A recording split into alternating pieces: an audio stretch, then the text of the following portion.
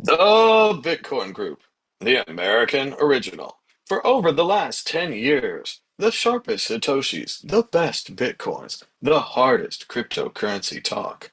We'd like to welcome our panelists, Dan Eve, the Crypto Raptor, Happy Friday, folks.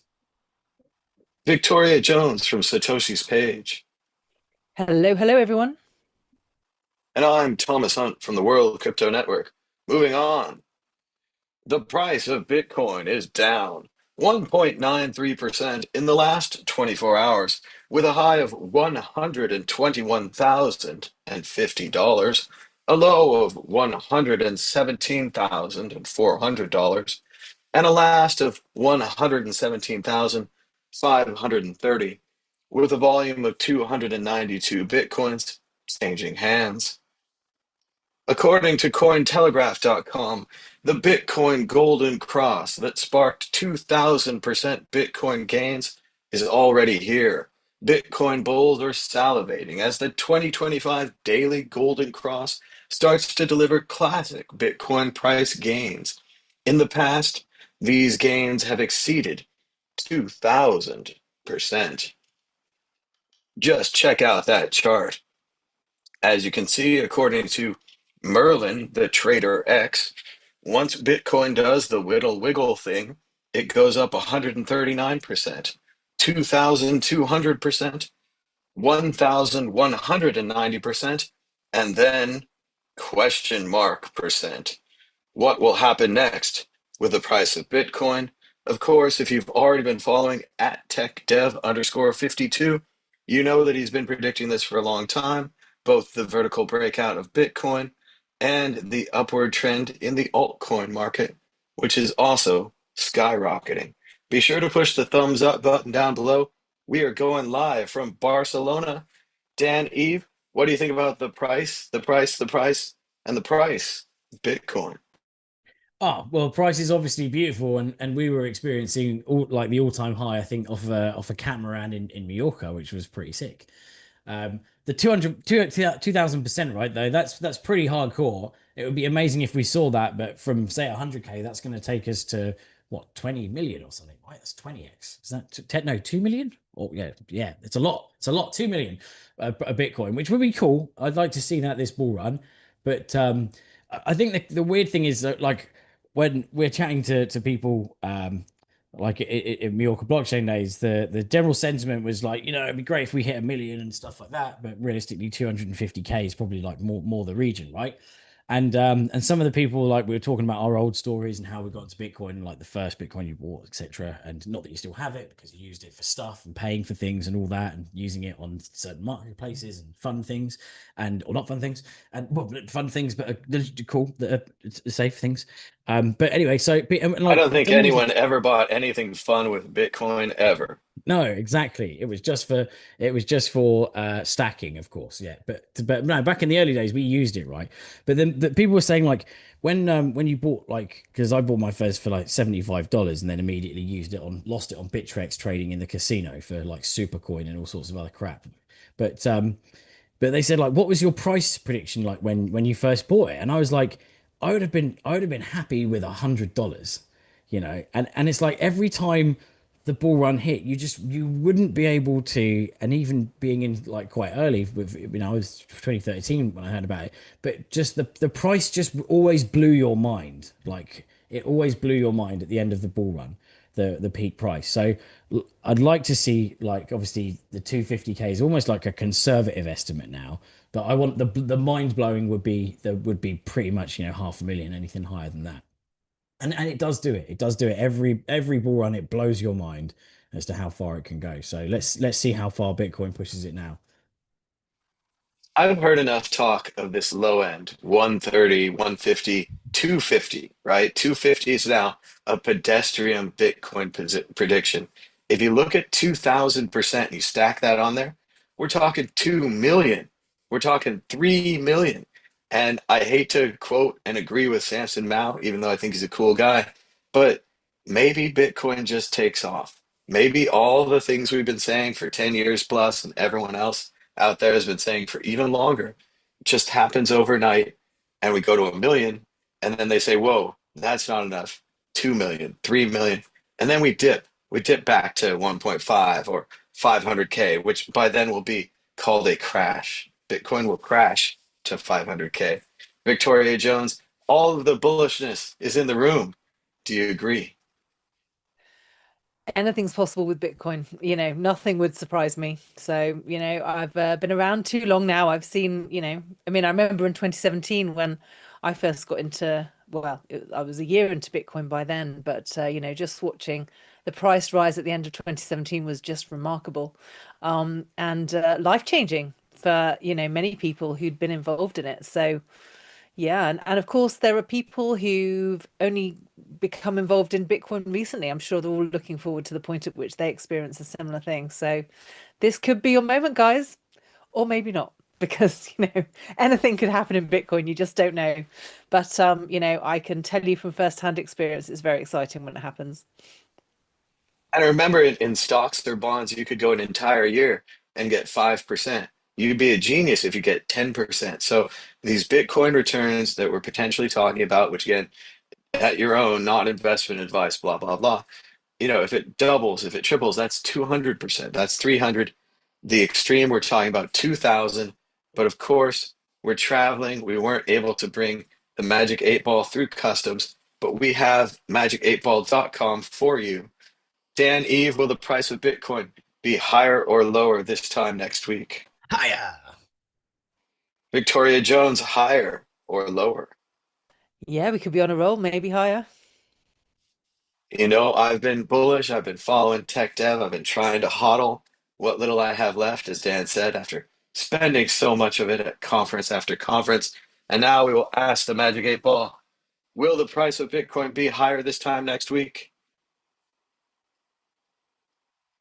It is decidedly so. It is decidedly so. Moving on to our real, oh, of course, well, we haven't been around the Bitcoin group for a while, and we'd like to apologize. We missed 2 weeks ago. It was the 4th of July holiday in the US, and we missed last week because we were at Mallorca Blockchain Days. We had a great time. Everybody was there. Tomas was speaking about Electrum Wallet, and Dan was rapping about Noster and ETFs and Bitcoin, even NFTs. There was also some news about Bitcoin Jesus. No, not that one.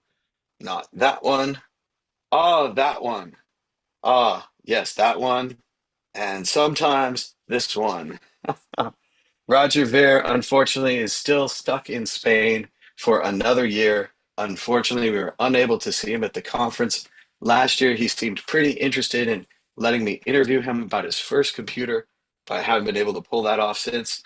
Roger Ver is estimated to have perhaps 400,000 Bitcoin, which would be $40 billion. The US government is estimated to be asking for somewhere between 40 and $400,000 based upon the exit tax in the United States, which you have to pay if you leave the country with a large amount.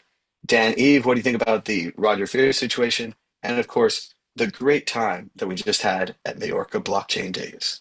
Well, first of all, I've got to say, yeah, another incredible Mallorca blockchain days. It was just awesome. Just really is. It's kind of like that you can gauge a conference by the regulars that it has. And the thing about this conference is that it has a lot of regulars, and don't be fooled by the fact that it's called Mallorca Blockchain Days, because it's all about Bitcoin, especially now that there's no sponsors and stuff like that. So it's literally pure Bitcoin.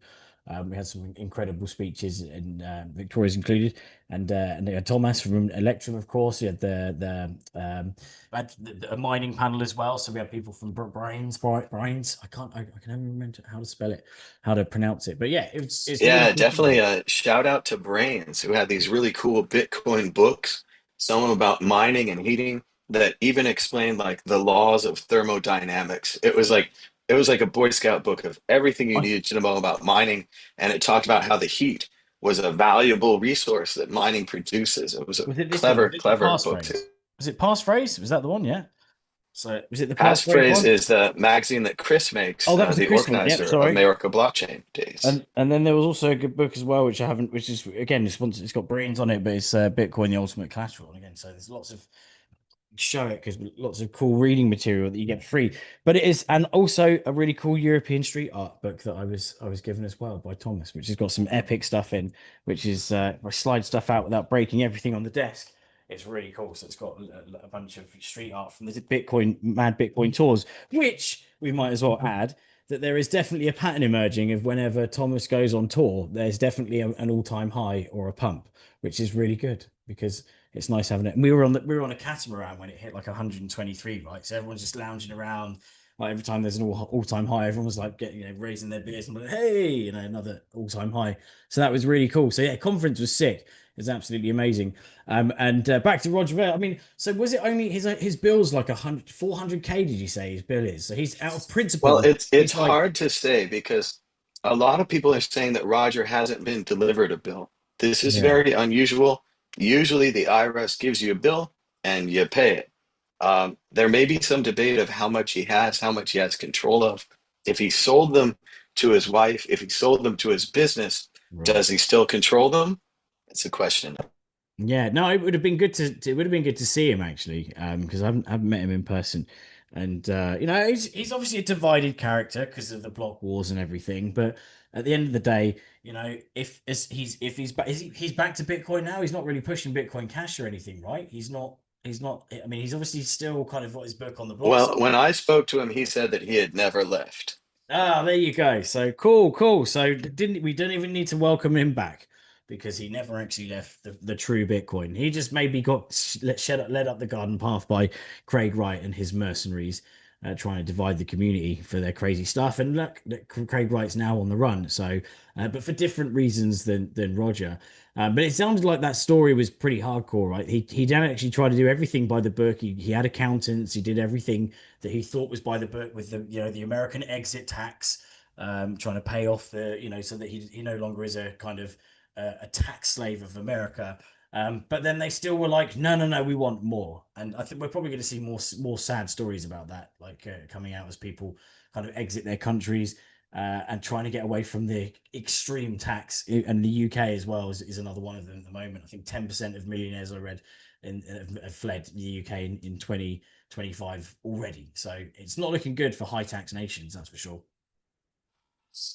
Well, and we're also reaching the 1 year mark of Roger being stuck not only in just Spain, but seemingly he's stuck in Palma, Majorca. According to what I've read, Roger attended a conference in Cyprus, was flying back to wherever he wanted to go, maybe stopping at Palma, Majorca for a beach vacation. Now he's on a permanent beach vacation, and it's shocking to see a man so interested in freedom lose so much freedom so quickly and go from imagine the entire world is your oyster, you bought all these bitcoins early, to suddenly you're trapped in Palma, Majorca, which is very nice, but I don't know about being there forever or even an entire year. Victoria Jones, what do you think about, of course, Roger Ver and the great time that we had at Majorca Blockchain Days? Yeah, I mean, Mallorca never fails to deliver. And as Dan said, there are so many regulars now. It feels like a family reunion every time we go. So I definitely appreciate that. It's just like one long conversation. I've actually been going ever since the first one started in 2019. Obviously, there was a break in 2020 because of the pandemic, but since then, there's been one every year, and I've been very honored to have been given an opportunity to speak by Chris for all that time. So this was the fifth talk that I gave at Mallorca Blockchain Days, and it was on the topic of Bitcoin and war, which was very fascinating. Very, get people thinking. So yeah, it was fantastic, and of course, it was fantastic to see everyone again. And the boat trip on the catamaran is often the highlight of my year. Who could ask more, really? Sun and sea, surrounded by friends, with opportunities to talk about my favorite subject, which is Bitcoin. So who could ask for more, really? And yeah, I think they've already released the dates for next year, which are the 9th to the 12th of July. So anyone who's still interested, book now or forever hold your peace. Yeah, so excellent. As for Roger, yes, I mean it's very sad, to have literally captured one of the most valuable assets in the world and then to have your freedom so severely curtailed. I mean, it just goes to show people think that, money buys everything, and hopefully money buys freedom. I mean, many of us as Bitcoiners, we invest in Bitcoin because financial freedom is certainly something that many of us have striven for, and fortunately, many of us, thanks to Bitcoin, have now achieved. But to be one of the first and oldest holders, and then to be, as nice as Mallorca is, to have your freedom curtailed like that. I mean, it's terrible, really. And it just goes to show that, there's more to the world than just money, and the way in which the world is contained. And also, one of the problems of being too prominent, and too vocal, is that you can end up being targeted, especially by the government, while the government is still in power. So, it's a lesson to all of us, really, that we need to be, careful what we say. It's important to be honest and truthful and to get the message out there. But obviously, you know, um, upsetting the wrong people can be troublesome.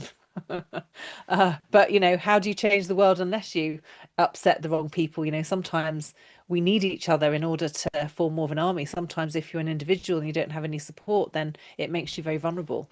And although there are many people supporting Roger, it would appear that not enough, unfortunately, because many people were alienated during many of the disagreements.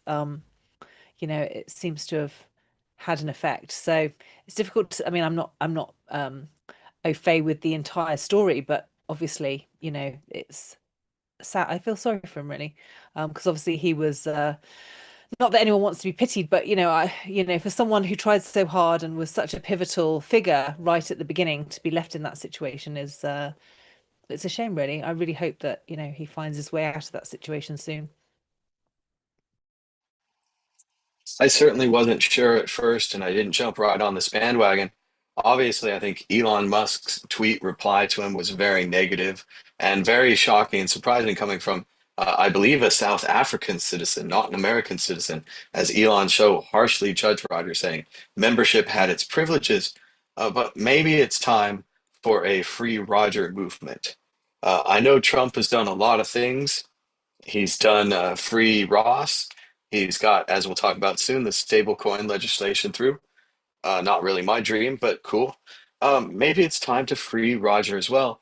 And let's couple with that. Let's get rid of the exit tax too. That doesn't seem very American. Seems anti-MAGA, telling people they're going to keep you here, take away your liberty, tax you when you try to leave. I don't think very many Americans even know that there is an exit tax. So if we're going to get rid of the estate tax and all these other taxes, let's get rid of this exit tax too. Sounds good to me. David Bailey, get right on that. We'll see how that goes. Let's move on to the next story here. Issue one, Pump.Fun raises $600 million dollars in 12 minutes as the Pump tokens fully sell out. As we've seen before, Pump.Fun is selling tokens about their product, which is a way to buy altcoins. They've sold out in 12 minutes, launching an incredible run, $500 million, dollars, $600 million dollars with an API delay. Just an incredible sale. We often talk about how Ben's projects, Josh projects, my own projects can't seem to raise a thing. But this Pump.Fun raising money like crazy. As far as I know, no pump tokens ever really gone up. They all go up and go down. I don't know if people really make money on there. Maybe if they're really smart and quick, they do.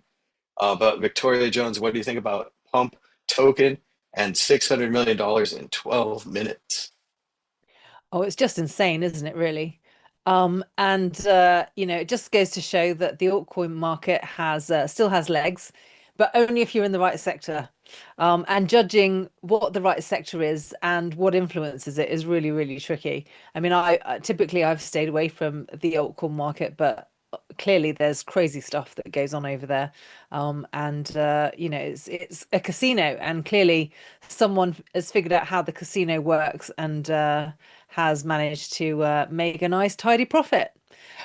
Good for them. It's not going to change the world. I tend to believe that that kind of thing can only make it worse. But this is what we're dealing with. You can't account for the madness of men, as Isaac Newton said over 300 years ago. We haven't got over that one yet. Dan, I pitched this idea to people I talked about it. Andreas talked about it. Joey Coin. Everyone should have their own altcoin. We get nothing. They get 600 million. What do you think?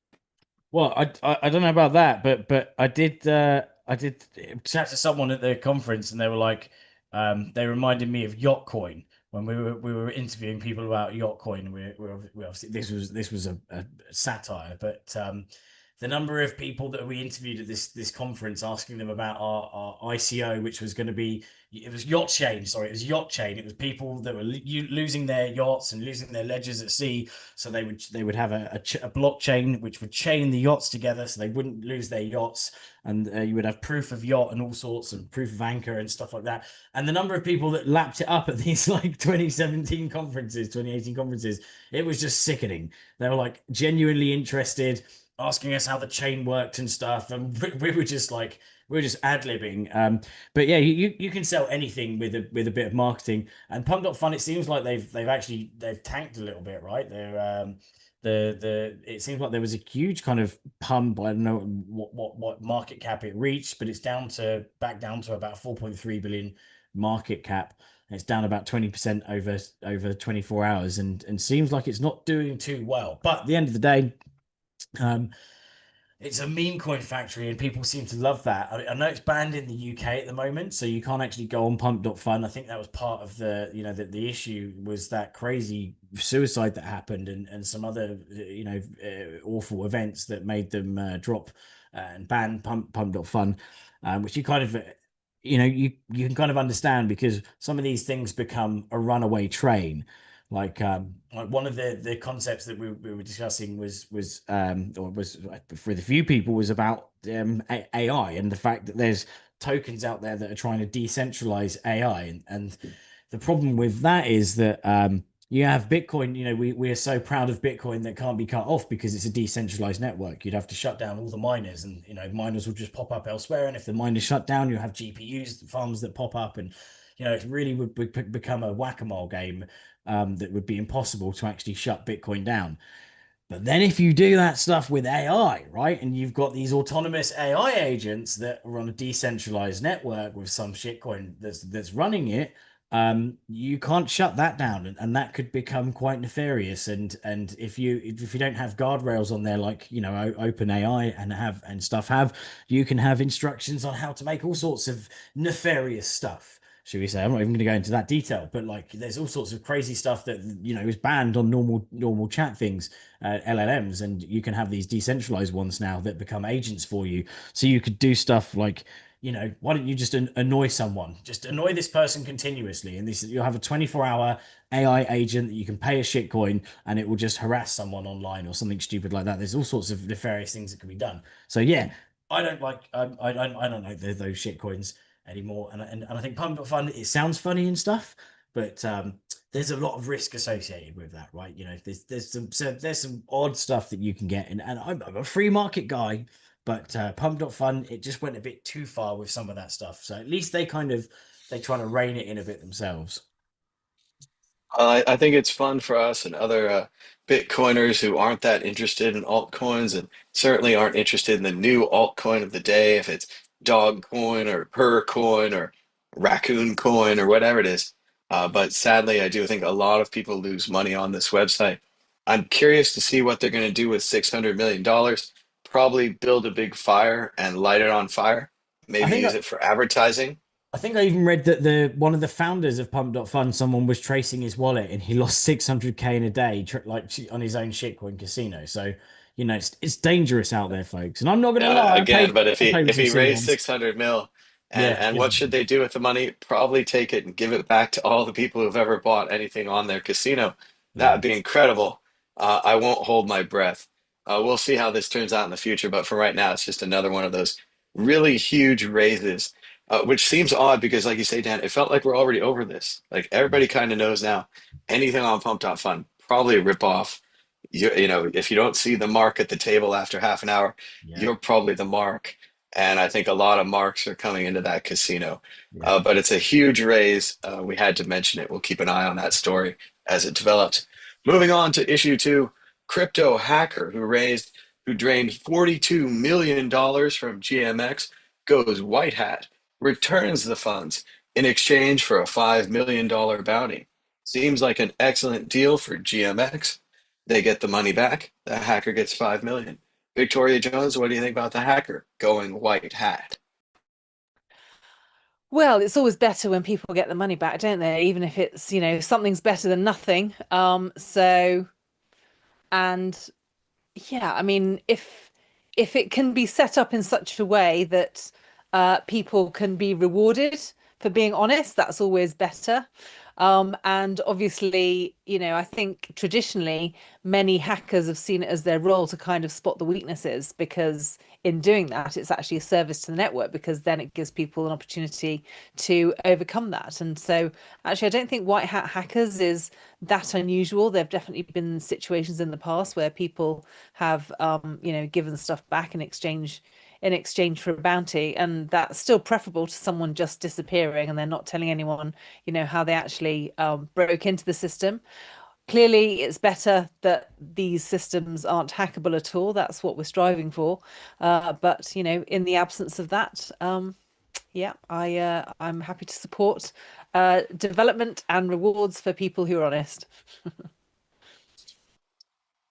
According to the support ticket, it says the exploit was a re-entrancy attack, a type of hack that affects smart contracts by taking advantage of a vulnerability presented when a smart contract makes a call to another before updating itself, leaving open the possibility for an external malicious contract to enter in. I think it's a very smart move by GMX to offer the bounty. I think it's a smart move by the hacker to take the bounty. We've talked before in the past about certain hacks like Bitfinex or what have you, and how they never seem to get the money, the hackers. They're always chased forever. Whereas this hacker, by going white hat, helping them fix the problem, giving back a large portion of the funds, gets the money free and clear. As far as I can see, their next problem is likely with their own government. Good luck with that. Dan, Eve, what do you think about the GMX hacker giving back the funds? Well, I mean, it's a good idea, right? Because they do eventually get hunted down, and although we've got lots of means of obfuscating funds and routes and different kind of swap engines like Change Now and FF, I can't remember the fixed float, and all these other ones that are used. You can still be tracked down in some way. Nothing is absolutely, is impermeable to snooping at the moment.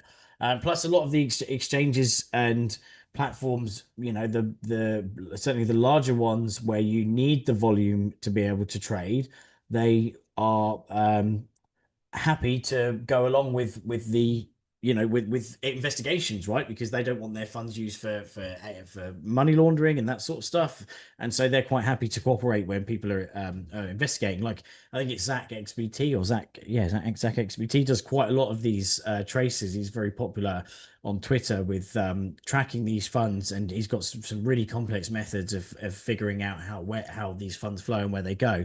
What's crazy is that we're still having re-entrancy attacks in 2025, right? Because that's pretty much. I mean, I'm not a coder, and I don't really know smart contracts very well at all. But what I do know is like re-entrancy attacks are probably one of the biggest like things you should be coding against. So I'd be interested to find out why these things are still happening. But on the white And hat. it's interesting, Dan, they raised $50 million. It was a pretty important fund. I don't know anything about GMX, what they are. I think it's fascinating the hacker gave the money back.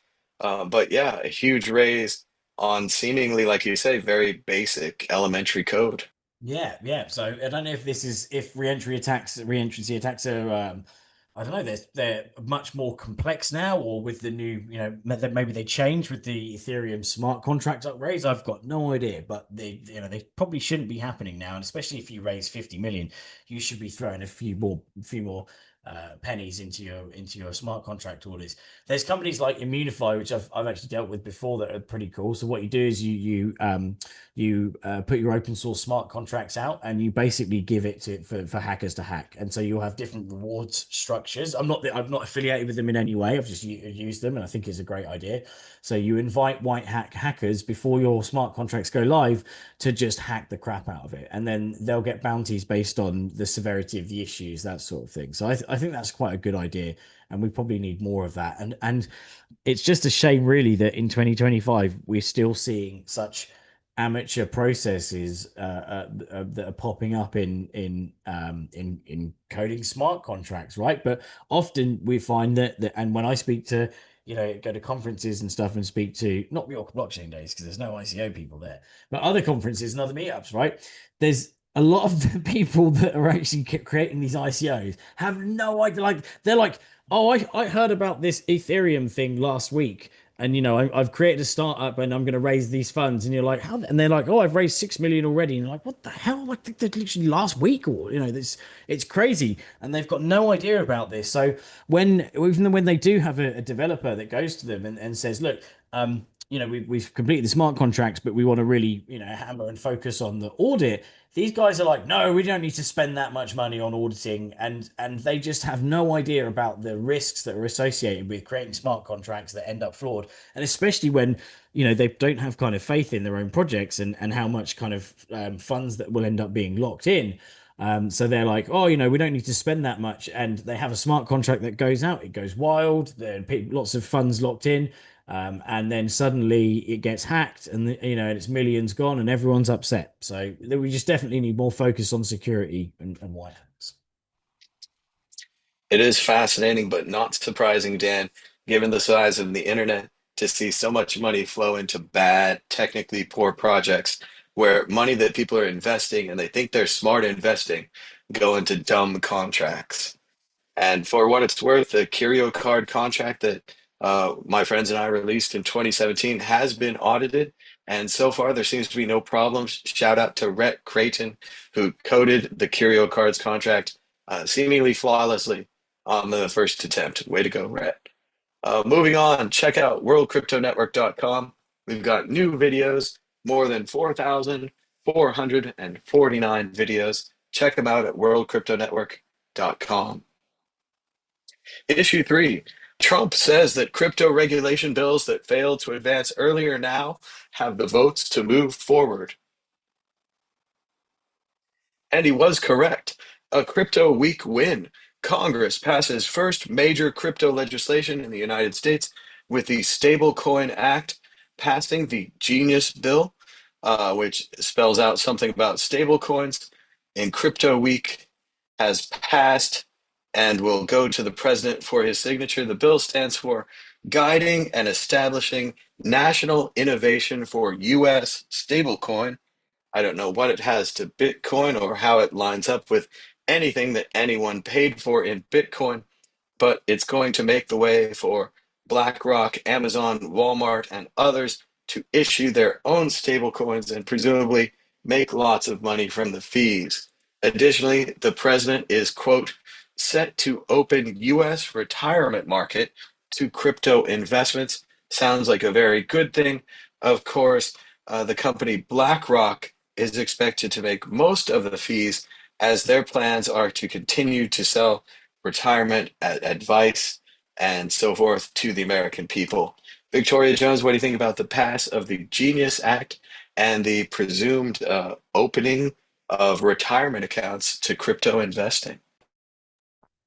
Yeah, there are a lot of people who see this positively because, of course, the Democrats were very focused on banning crypto.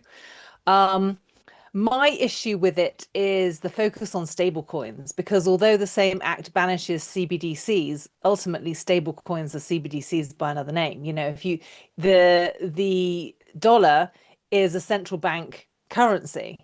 And so if you've got stablecoins valued against the US dollar, okay, they can allow lots of different companies to make stable coins, but if the dollar's being manipulated and everything's pegged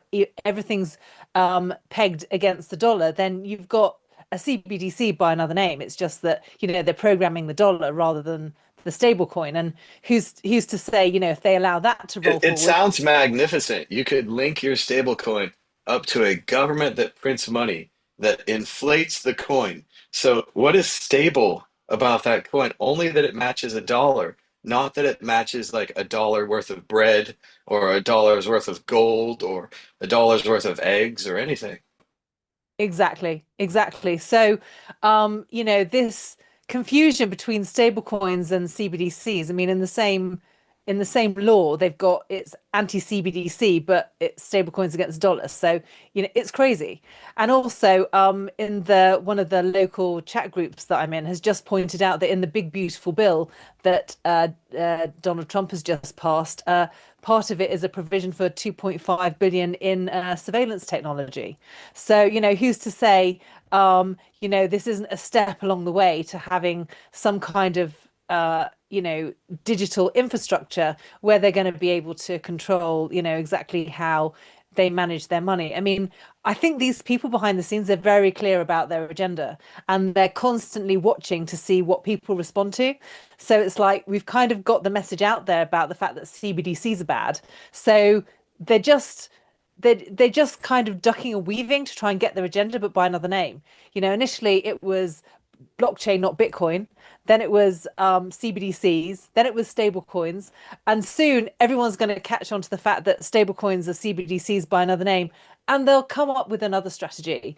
And, many of these things are just are a distraction because, one of the things I pointed out in Mallorca with my talk, Bitcoin and War, is, what's ultimately happening behind the scenes is it's a race against time for all of the central banks to become interlinked in a network. At the moment, we've still got a number of rebels, which is stopping the circle from being completely closed.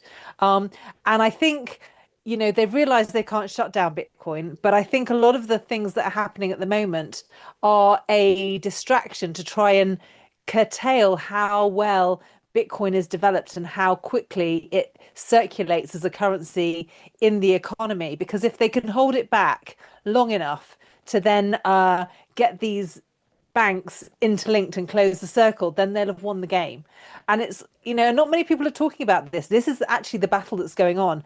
Many people assume that Bitcoin is a mathematical inevitability, and it would be if it wasn't for the fact that the banks have got this strategy that been building for 400 years, and they're in the 99th hour. That they're in the very last minutes, the last few seconds. One of the holdouts was Syria, who in June finally agreed they finally capitulated and they're going to make their first SWIFT payment. And just 3 days later, they bombed Iran, who is another one of the central banks who's holding out from becoming part of this interlinked SWIFT system. So, that's the real danger. And the longer people can hold off with this narrative of the fact that Bitcoin is digital gold and it just needs to be held in retirement accounts. All of that is keeping away this agenda. What we really need is Bitcoin circulating in the economy as a currency. And there are so many people trying to distract from the fact that that's the end goal, because really it was when gold was taken out of circulation in the economy that the debt was really allowed to take off, because we lost the check and balance in the everyday economy that people could see, that would allow them to see when their money was being manipulated. And so if we want to eliminate poverty, that's what we need to get back to. But it's really hard for people to see that, if you don't understand where our current monetary system comes from and exactly how we're at the 11th hour in this battle right now. So if you want to know more about that, anyone who's watching this, I'm going to be producing the video of my talk from Mallorca on Sunday, which will be available on my YouTube channel. And you can see exactly what I'm talking about. But yeah, I mean, ultimately, this is the problem. It's very nuanced. My daughter studies economics at school, and she filmed the talk for me. And I said to her, "Are you learning anything like this at school?" And she studies economics, history, and maths. And she was like, "No, not at all." So, it just goes to show so much of our history is hidden from us, and how worthwhile it is to understand, exactly why we are at the point we're in history, and in order to really understand what the battle is right now. But yeah, so I'm not impressed by this bill. You have to know what you're dealing with. I don't trust any of these politicians. The Democrats can't be trusted, the Republicans can't be trusted. Bitcoin gets rid of all of them. The world will be very different and we'll need new forms of regulation once Bitcoin comes in. And quite frankly, I can't wait for it. We need to get there sooner rather than later. And they can check that out at satoshispage.com or on Victoria's YouTube channel, likely of the same name. It's interesting for me how the Libertarian Conference, the Bitcoin Conference, the free Ross, and the regulatory clarity all turned out to be, like Victoria said, a way for the US dollar to stay around. Are you going to sell your oil for Bitcoin? No. Sell your oil for a stable coin linked to the dollar. I'm not saying the US wins all the time, but it sure seems like the US wins all the time. However, like Victoria said, the Trojan horse is still out there. Bitcoin as a currency that competes with the US dollar. The idea is still alive, but we now have brought to you by BlackRock what they really want, as it says in this investment article from the Financial Times. Beyond cryptocurrencies, Trump's executive order will be helpful to the world's largest private capital groups such as Blackstone, Apollo, and BlackRock, which have pinned much of their future growth on investing money on behalf of ordinary retirement savers. And let's just say there's a large fork in the road, and one side is what we've been talking about for over a decade: self custody. Buy Bitcoin from an exchange, take it off the exchange, and custody it yourself. It is a currency, it is global and worldwide. You do not need the old system to use the new system. Or what they are offering, the old system again. Trust the brokers. Trust the brokers who have ignored Bitcoin for 12 years and told you not to buy it. Trust the brokers who have made your family office negative percentage gains on Bitcoin. They should be the ones to hold your Bitcoin. There should be no Bitcoin as a currency. You shouldn't even consider it. Even if you're wealthy, just let Blackstone and Apollo and BlackRock, companies I've never even really heard of, they're obviously huge. Let them hold your Bitcoin and let them get those sweet, sweet fees they can charge you on Bitcoin on top of the normal Bitcoin fee to send it around, or the Lightning Network. Ignore all these technologies, pretend it's a stock. We'll see how long this lasts, 5 years, 10 years. It seems absurd. But again, it's going to take a long time for these rich people who might not necessarily have access to this information here on Friday, July 18th, 2025. But someday they might watch it and then they'll write this down, hopefully. Dan, Eve, what do you think about the idea? Stablecoin legislation and now investment funds and retirement funds being invested in Bitcoin and cryptocurrency, of course. Well, I'll start quickly on the retirement funds. It's kind of a shame they've popped in at like 120K, right? Because like there's going to be, by the time that legislation goes through, there's going It's to like be. we told you and we told you and we told you and we told you, and then Yeah. now they're here.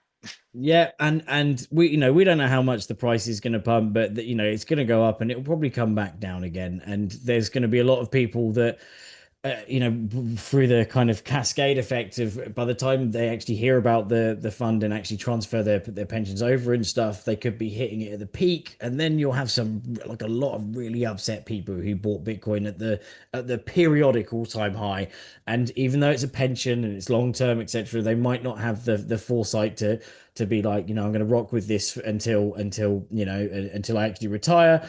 They'll end up selling out of those funds that are tracking Bitcoin, and Bitcoin will have its inevitable little slump after it hits an all-time high in, say, October, or I'm not that I'm predicting that, but like kind of based on previous patterns. And then they're going to be all upset about Bitcoin and hate on it again, and then they probably won't buy it when it goes a lot lower. And so I just think it's always like right at the bad time that people actually start to move on Bitcoin, and we start to get legislation on Bitcoin, and companies start to move and be open on Bitcoin. It's the point where the price is absolutely caning it and it's talked about, and so then they make the legislation, then they ease the rate of the railroads, and yeah, the trains end up crashing a bit, because people aren't used to those massive dumps, right? We've seen it before. We've been here since, like, we get 80% drops in it in a matter of days, and it's nothing. It's skin off, it's skin off a duck's back, water off a duck's back, whatever. But for people that have put their pensions in it, if they buy the top, they're going to be really upset when it does drop. And let's just hope that they hodl their pension. And for the other thing, the one thing that was interesting about I like the anti CDBC thing about the CBDC thing about the bill, but it does, like, the way I kind of interpreted it, and I've asked. I'm not gonna lie, no, I've got to use a bit of AI to interpret it because I can't read these bills. They're but it does kind of seem that although Congress is kind of the ethics clause in there covers Congress, it doesn't quite cover Trump and his family from like world liberty, financial stuff, and that sort of thing. So that could be seen as a negative, and we've obviously got names like Elizabeth Warren, bless her, American Indian socks. I'm joking. She's obviously not too happy about it, and quite rightly, because there shouldn't be clauses that cover certain. Everyone should be abide by the law in the same way, and it does seem like there's a kind of a bit of a loophole there for the Trump family. So let's just hope there's no more kind of meme coins that tank and lose people money and suck money out of poor Pump.Fun people again. Well, I'll just watch out for the Pump.Fun. Make sure that you don't make a list. There shouldn't be any lists of Pump.Fun tokens that you should or should not invest in, or any lists at all. There are no lists. All right, we're running out of time. I just want to again say a shout out to Mallorca Blockchain Days. We all had a great time there. Shout out to Chris and Andre and Alicia and Mike and the rest of the organizers and everybody who worked hard and probably lost money to set that thing up. If you want to go next year, it's a great time. We stay at a hotel right by the water. It's super fun. Have some speeches, talk about Bitcoin. Good times. But Dan, Eve, do you have a story of the week or a prediction? Go ahead. So my story of the week was that I kind of made it a bit of a surprise that I was going. So although I did more of a talk this time than like, it was a talk and a kind of set where I was singing and rapping and stuff, and did the new song, which I was really quite happy with how I nailed it, actually, because it's a lot of words in a short space of time, and I'd have to take a lot of deep breaths. So I was really happy with it.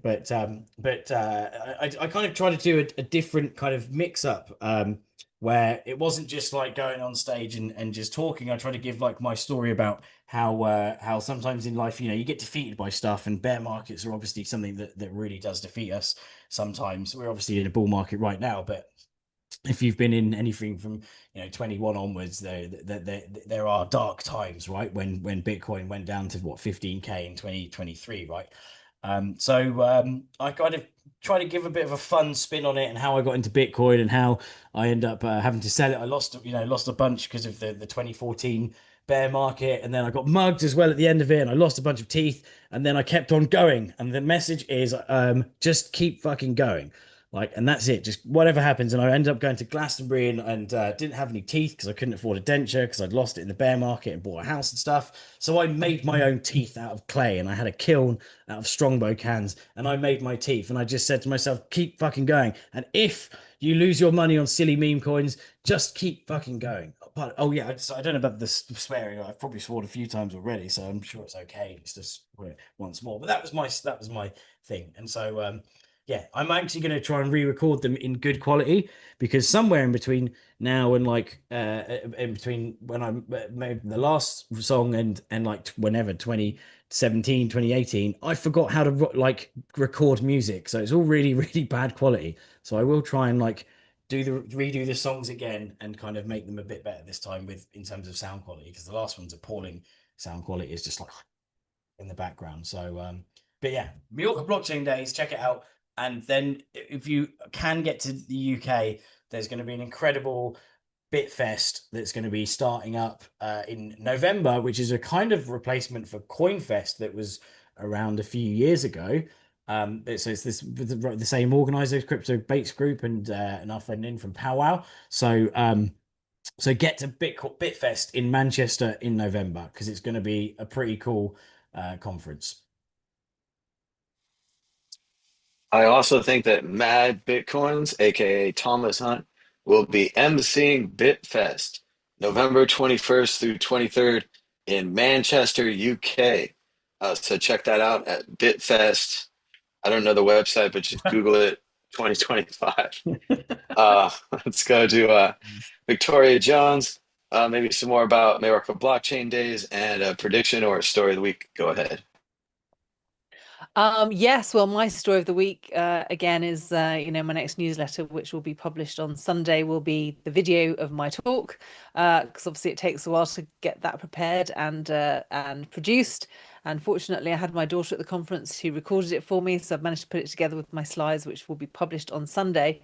So yeah, that's my forthcoming news. And yeah, I can't speak highly enough of Mallorca Blockchain Days. It was great, and it was really nice to see everybody, your good selves included. Indeed. And I It will was be very cool. and I'll be speaking at Bitfest in November as well. Yeah. Very good. I think Dan will be there as well. Yeah, and hopefully Ben Ark, I'm sure he'll be there. So now we just need to convince Josh to fly over all the way from Australia. So we got a task ahead of us. That's all we need. Piece of cake. And apologies, we didn't get a chance to do a live Bitcoin group at Mallorca Blockchain Days this year. We were just very busy. I think Victoria kind of came late. We didn't know if Dan was coming. It just didn't line up. Also, shout out to Vlad. He had a great comic book. Check out his Bitcoin Takeover podcast. And Vlad made a great comic book about Hal Finney and some other early Bitcoin pioneers. I got me a copy at Mallorca Blockchain Days. Shout out to them as well. Thanks to everybody for joining us in the chat. I know we're a little early today. We're over in Barcelona trying to do this on UK and Euro time. Be sure to give us a thumbs up down below, push subscribe. I also lost my voice, so this is what I've got left. But until next time, thanks for joining us. Bye Bye bye. bye.